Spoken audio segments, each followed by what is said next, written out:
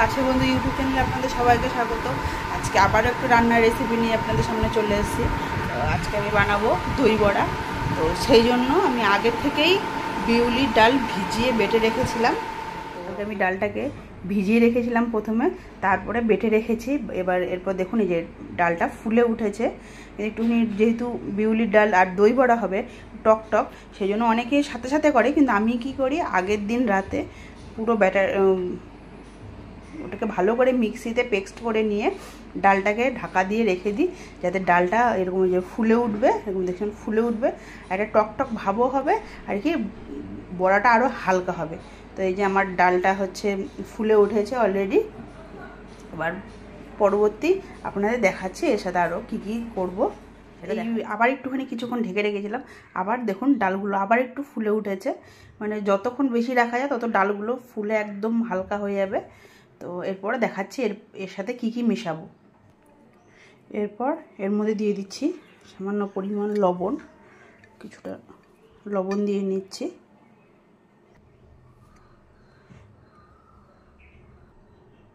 এরপর দিয়ে দিচ্ছি কিছুটা পরিমাণ, এর মধ্যে দিয়ে দিচ্ছি কিছুটা পরিমাণ মৌরি, আর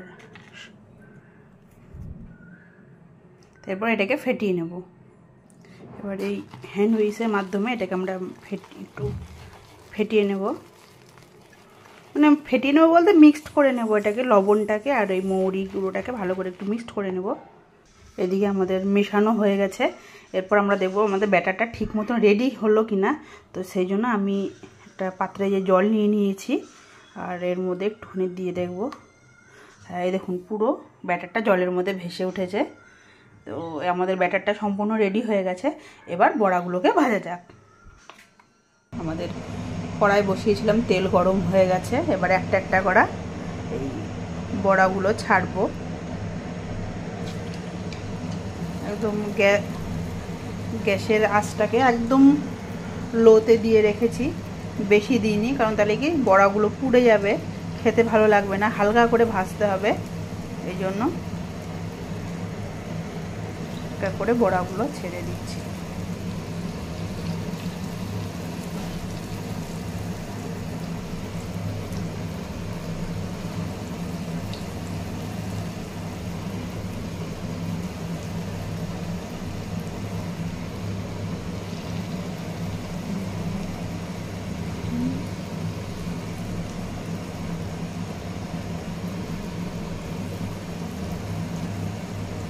দই বড়াগুলো কিন্তু আপনারা শীতের দিনেও যেমন খেতে ভালো লাগবে, তেমনি গরমের সময় খেতে ভালো লাগে, যেহেতু টক দই থাকে।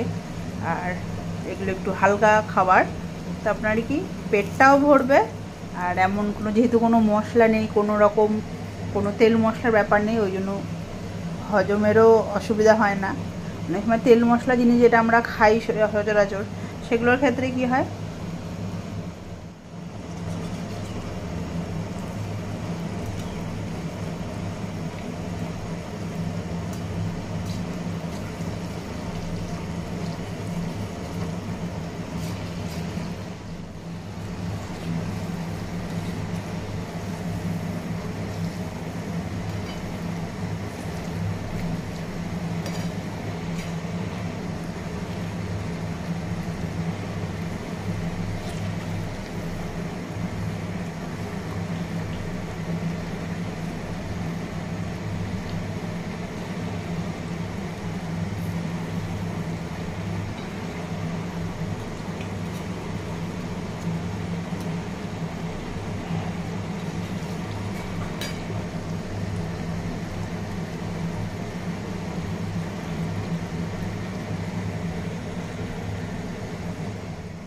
দেখুন আমার বড়াগুলো একদম ভাজা হয়েছে। এর থেকে বেশি আর ভাজবো না, একদম এটা একদম পারফেক্ট ভাজা হয়েছে। এর থেকে বেশি ভাজলে ওপরগুলো পুড়ে যাবে, আর দেখতেও বাজে লাগবে, আর খেতেও টেস্টটা ভালো লাগবে না। এইটা একদম পারফেক্ট ভাজা হয়ে গেছে। এবারে এক এক করে তুলে নেব। যে বড়াগুলো তুলে নিয়েছি, এবার বাদ বাকি বড়াগুলো ভেজে নেব।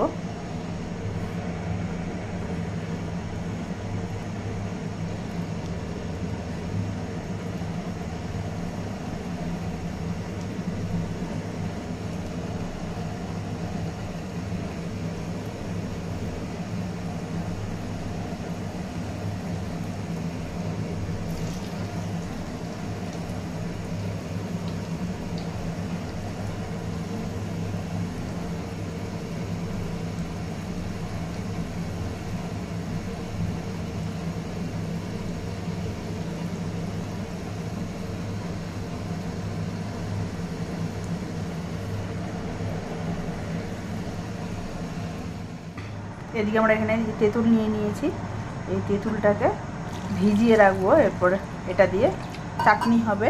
তো তেঁতুলটাকে ভিজিয়ে রাখবো কিছুক্ষণ, এটা দিয়ে দই বড়া যে চাটনিটা সেটা হবে। এটাকে এখন কিছুক্ষণ ভিজিয়ে রাখবো। এদিকে যে আমরা তেঁতুলটা ভিজিয়ে রেখেছিলাম, দেখুন যেরকম হয়ে গেছে। এবার এটাকে একটা পাত্রের মধ্যে ছেঁকে নেব, ছেঁকে নিয়ে রস না থাকলে এর ভেতরে দানা দানা থাকবে, ওটা একটা বাটির মধ্যে আলাদা করে ছেঁকে নিচ্ছি।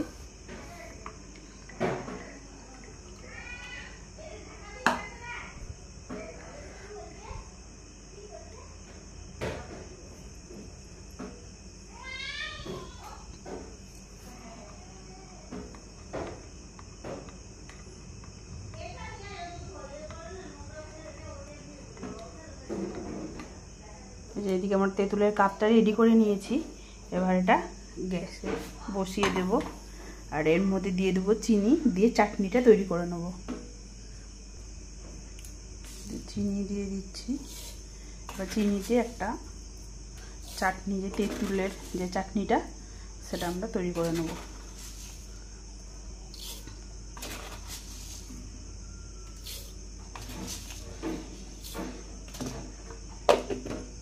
ওটা একটুখানি হতে সময় লাগবে, হতে সময় লাগবে। একটুখানি গ্যাসের ফ্লেমটা একটু আস্তে দিয়ে এটাকে তৈরি করব, খুব বেশি দেব না। এটা হোক।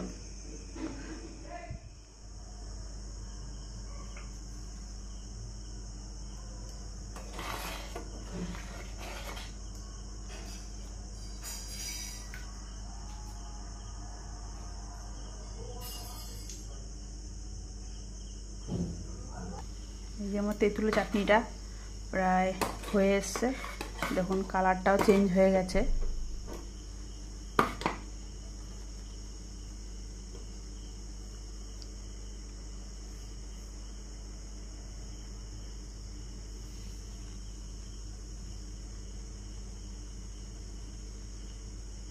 দেখুন হয়ে এসছে আমার, একটু পাতলাই থাকবে, খুব বেশি ঘন তো হলে হবে না, ওই জন্য আমার এটা হয়ে গেছে।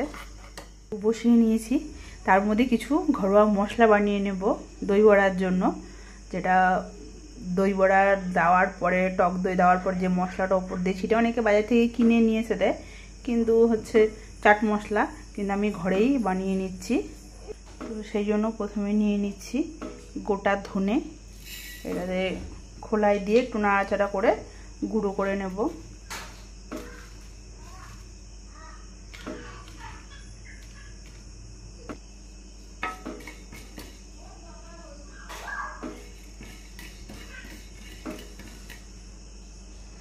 তার মধ্যে দিয়ে দিচ্ছি যে মৌরি, গোটা মৌরি,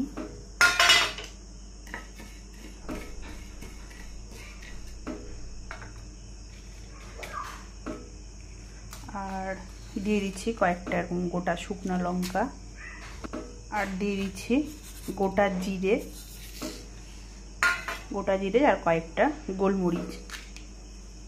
এবার এগুলোকে ভালো করে শুকনো করে ভেজে মিক্সিতে গুঁড়ো করে নেব। আমাদের মশলাগুলো ভাজা হয়ে গেছে, বেশি ভাজবো না, কারণ বেশি ভাজলে মশলা যে সেন্টটা সেটা চলে যাবে আর খেতেও বাজে লাগবে। এই মশলাটা মিক্সিতে গুঁড়ো করে নেব।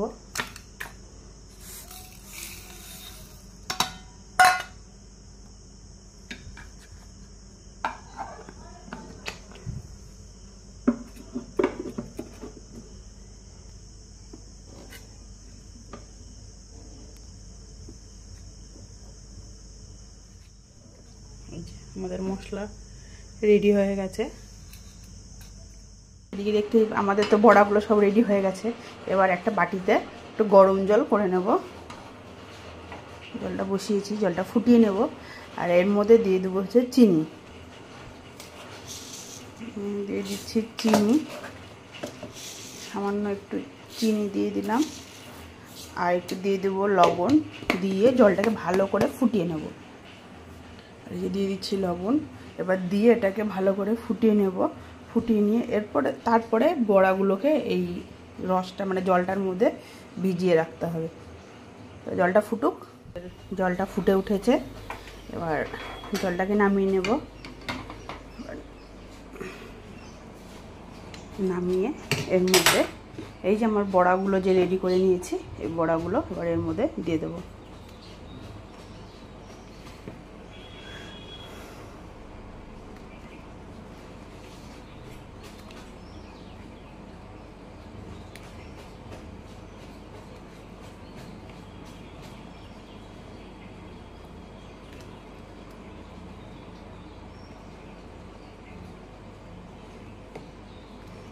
বড়াগুলো দিয়ে কিছুক্ষণ ভিজিয়ে রাখবো। এখানে ঢাকা দিয়ে রাখি, তো তখন বড়াগুলো ভিজে যাক। এরপরে বাদবাকিটা রেডি করে আপনাদের দেখাচ্ছি। আমুলের একটা দই নিয়ে নিয়েছি, ওই দইটাকে এবার এখানে ফেটিয়ে নেব। যে দইটাকে একটু ফেটিয়ে নেব। এই যে আমরা দইটাকে ফেটিয়ে নিয়েছি। আমার দই বড়াগুলো পুরো ভিজে ফুলে উঠেছে, নরম হয়ে গেছে। এবার এগুলোকে আমি রেডি করব খাওয়ার জন্য।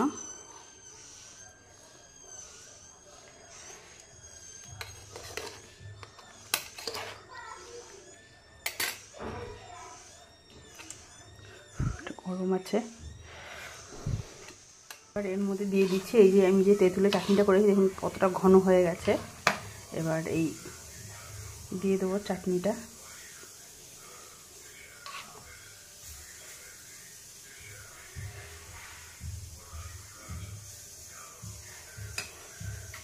এরপর দিয়ে দেবো এই যে টক দইটা যে ফেটিয়ে রাখলাম, টক দইটা।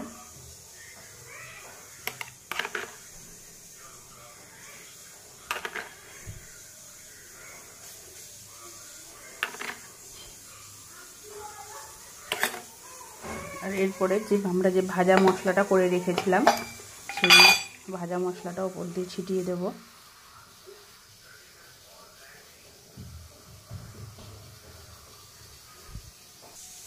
একটু দিয়ে দিচ্ছি সামান্য পরিমাণে বিট লবণ, আর দিয়ে দিচ্ছি সেও ভাজা।